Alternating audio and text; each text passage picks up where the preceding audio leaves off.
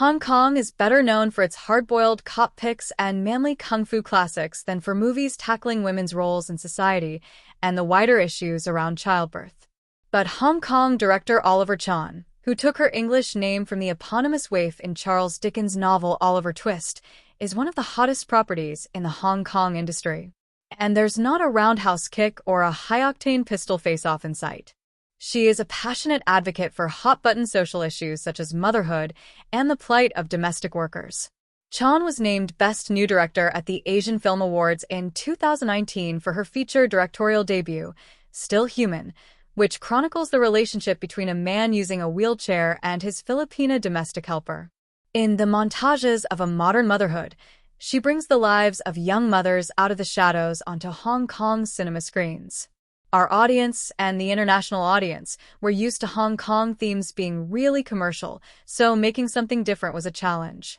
It was quite difficult to overcome this, to get funding, to get investment on these stories, because they're not so mainstream, Chan said.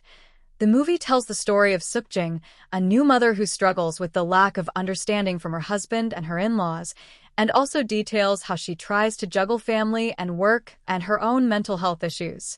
It goes deep into sensitive themes about mothers harming themselves or their babies. These are relatively familiar themes in Hollywood movies, but are less common in Asia. And they're themes that chime with broader social questions.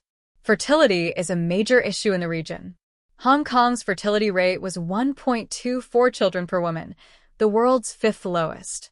Only Singapore, South Korea, and Taiwan and war-torn Ukraine were lower. Relatively weak maternal support and expensive childcare have dragged on the Asian financial hub's fertility rate. These are themes that resonate around the world.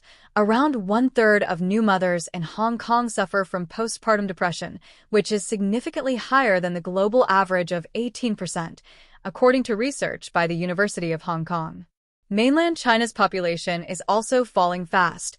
Women have not started having more kids despite the abandonment of the one-child policy restricting the number of births. This has major economic consequences in China as it is worried its population will get old before it can replace those pensioners with new workers. Chan's movie featured in the Women's Empowerment section at the Tokyo International Film Festival. We see mothers as characters in almost every project, layers of stereotype about mothers with similar personalities and similar storylines. I want to make a film that puts mothers as the main character and see her, not just as a mother, but also as a person with a complex personality, with critical dreams and emotions, said Chan. The Hong Kong biz has suffered since the pandemic, and its overall box office is shrinking.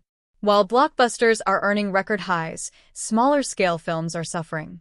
The gap between these two extremes is really big now, and it also means that most films cannot get a return, says Chan. Chan is also a woman working in a business that has been very heavily skewed towards men. So, is it getting easier for female directors? Female directors are expected to make certain films, romance, love stories, really small-scale, warm, positive, dedicated stories, she said. Maybe our audience is just really used to stories about men, so they're used to a male perspective on stories. Hong Kong is catching up with the international trend.